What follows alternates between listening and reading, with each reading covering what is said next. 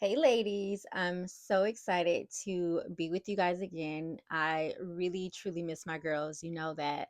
Listen, I know I say every Sunday, I need to get my life together, and it's fine. It's fine. We're going to get it together. We're learning and growing here, okay?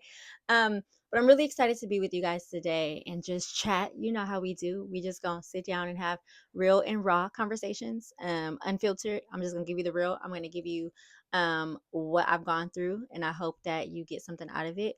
I'm just gonna cut to the chase right now because you know I like to have you here for a good time, not a long time. Um, don't be so in love that you become so stupid. And I know that sounded a little harsh, so let me give you some backdrops. Okay, let me give you a backstory. So I got into my first quote unquote real relationship at the age of 13. And the reason why I said it was my first real relationship is because ultimately that person became my first everything. So it was the first person that I fell in love with, the first person that I had my first kiss with.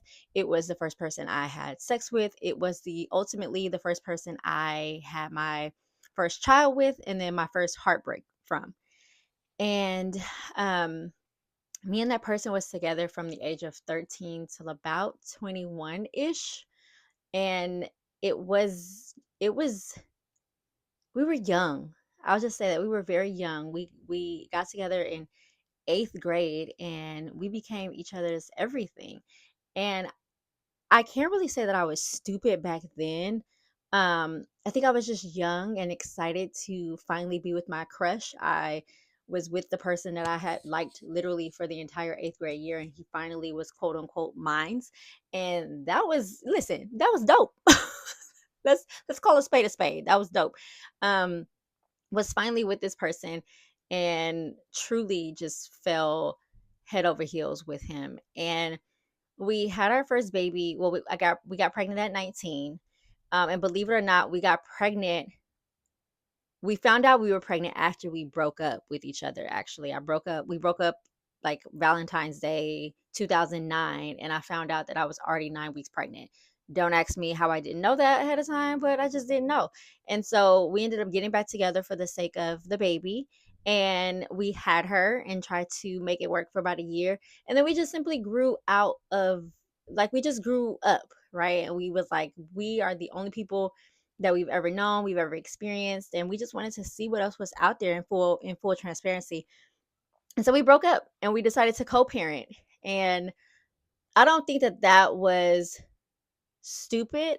I think it was just me being young and naive, right? It was me being young and just believing that this is the person I'm going to be with forever, and I gave that person my all, or at least what I thought was my all, in my teenage years. And that was that. When I became stupid was right after that breakup. So right after we broke up, I went into this space of feeling like, well, no, woe is me. No one's gonna want this single mom. What am I gonna do? I went through a whole identity crisis because now I'm a young mom, and surely nobody is gonna give me any play. And so I had this stupid belief in my head that somehow I was no longer valuable because I had a child. And so because of that, I started to just seek attention from guys. You breathing? Cool. And I wasn't hoeing around, so let's be clear. Like, listen, y'all know I'm gonna give it to you real and raw. I wasn't hoeing around or anything like that, but I was seeking validation from men.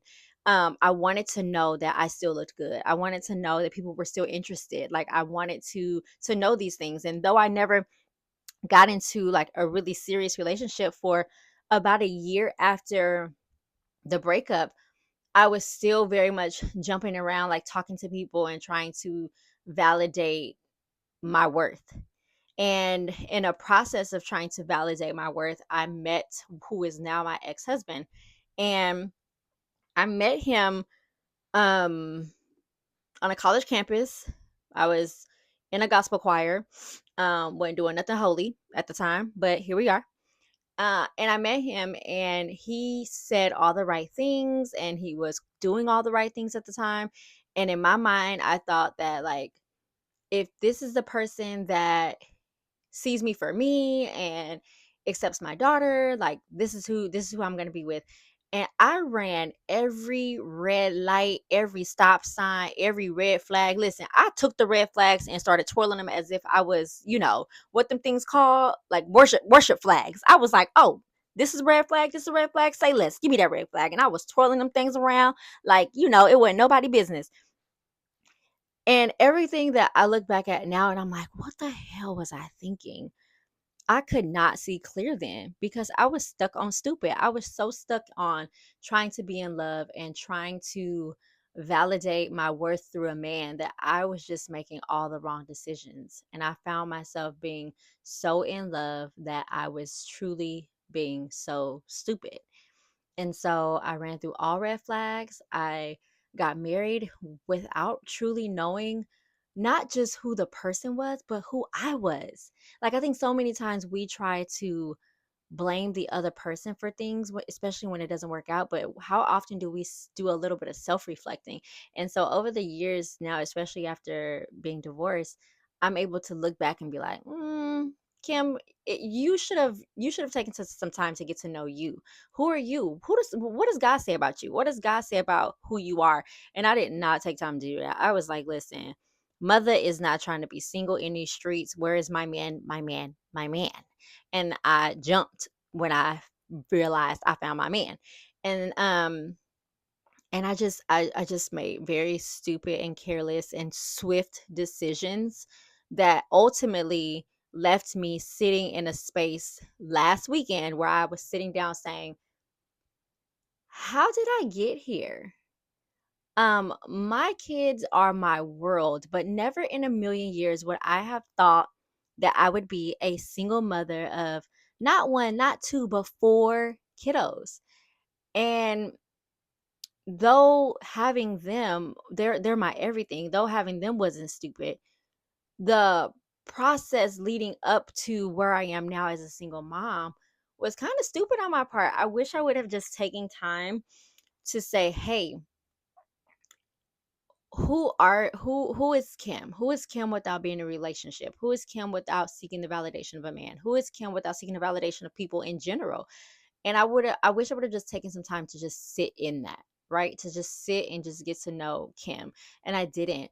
And so today, I wanted to hop on here and just tell you, like, don't be so in love with someone that you become stupid, that you lose yourself, that you forget who you are and who God created you to be, that you never find out who you are and who God created you to be because you are so wrapped up in the identity of being this person's person or this person's girlfriend or whatever that looks like. I have watched so many people from teenagers to adulthood wrap themselves in this idea of being in a relationship that they completely lose themselves and their identity and they truly become stupid. You make terrible decisions and you find yourself in a depressive state and you're exhausted all the time. And this person is constantly nagging you and you find yourself arguing all the time. And you're just like, I wake up and we get into an argument. I'm going to bed, we're arguing, and it's just a constant toxic cycle. I want you to ask yourself, is this truly what I want?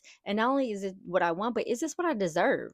Like, do I deserve to be treated like this? Do I deserve to be talked to like this? Do I deserve to be in a space that feels like this person doesn't value me? And if you can answer those questions in any way that is not the answer that you want, I want to encourage you to take a step to leaving because you're worth so much more. And I know it feels like, well, I've been with this person forever, or this is my person, or I don't know what it's going to be like if I'm not with him, or what if I don't find anybody else like this person. And I know it feels like this is a forever thing, or like if I make this decision to leave them, that I'm going to be by myself forever, or they're the best thing that you've ever been with. But let me tell you, there is so much more in this world. And I know it sounds so cliche and I know it sounds like, well, you don't get it, you don't understand. That's why I told you the story I did, because I do get it, I do understand. I was with someone for 8 years, from 13 to 21. I think it's like 8 years. And the reason why I stayed that long was because I was like, why would I start over with someone? Like, I know this person knows me, this feels comfortable. And now we have a child. Like, we talk about marriage, like, surely we're going to get married one day. And I stayed around because I thought that that was the right thing to do. And then I set up and got into another 8.5 to 10 years, if you count the time we were separated, relationship because I thought, well, it's going to be too much to start over. You know how stupid that sounds? It costs a lot to start over, yes, but it costs even more to stay in something that is toxic, that is not fueling you, that is not helping you grow and develop, that's not loving you properly, that's not caring for your mental stability. It costs you more in the long run to stay in that than it does to just cut the ties and say, hey, I would rather take the risk and just move on. It's going to cost you more in the long run, I promise you. It's going to hurt, but rip the band-aid off because you are worth it and you deserve more. You deserve more than that person is giving. You deserve more than that person can even give you. And then also, here's the other thing, because sometimes we like to put it all on the other person, but maybe you're on the other end listening to this and you realize that you're the toxic person. You're the person putting the other person down. You're the person causing the arguments all the time. You're the person that is draining the energy of the relationship. You're the person that's lacking identity and is trying to, find your value in them. And so you make it feel like, well, you're supposed to make me happy and I'm not happy in this. Maybe you're the person. Maybe you're the problem. If that's the case, I don't want to like come at you and bash you, but I do want you to take a moment to self reflect and say, hey, is this the energy that I want to give out for the rest of my life?